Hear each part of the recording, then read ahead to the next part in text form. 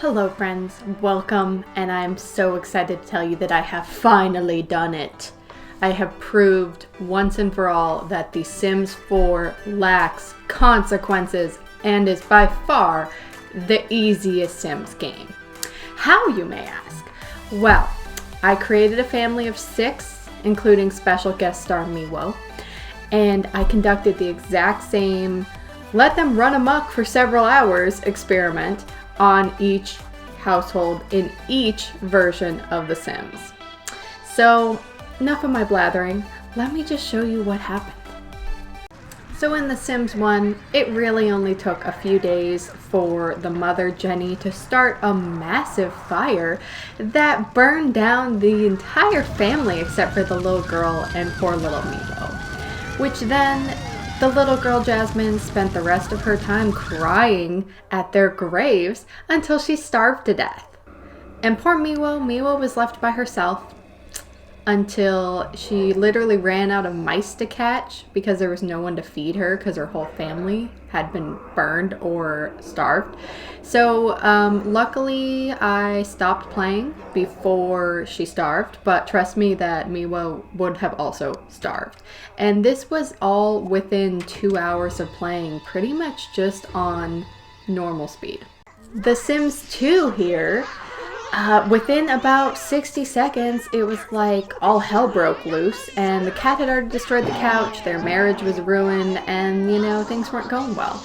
And then, later, I was happy to see they did at least feed the cat, but, yeah, everyone slowly just started getting taken away or dying. And the fun thing about The Sims 2 is there's cockroaches. So if things get gross, you get cockroaches. If you get cockroaches, you get the flu. If your Sims aren't happy when they have the flu, they don't survive. So another instance where my whole family was decimated within 2 hours of playing the game. And Sims 2, I didn't even leave it on fast mode until the 2nd hour. Which brings me to The Sims 3. Sims 3, same situation, same family, same basic starter home. And honestly, nothing happened. I went fast mode, I was just waiting around, and then, lucky me, I get the pop-up opportunity of the free vacation, which is super glitchy. So I do it. And this is where the parents don't return for several days. Mother never returns, Jenny, and then the father does return, but by then the kids have been home alone for days, and just all the chaos has been continuing. So this is where nobody feeds the cat. Why is it that Sims 1 and Sims 2 Sims are smart enough to know to feed their animals, but for some reason Sims 3 ones can't figure out that their pets need food? Hello, feed your animals. I'm against animal abuse here, Sims team. So anyway, in the end, the kids all get taken away, the pet gets taken away, and the teenage son and the father end up starving to death. I don't know why they're not smart enough to go in the fridge and just eat. Please tell me if I missed something here, but yeah, they don't even eat. And then the whole purpose of this experiment, the whole reason I went through all this trouble and had my Sims and, all this chaos, The Sims 4. So I leave them alone, I turn it on speed 2, I turn it on speed 3. This is the most amount of Sim days that I left them unattended and nothing happened. Their house gets messy.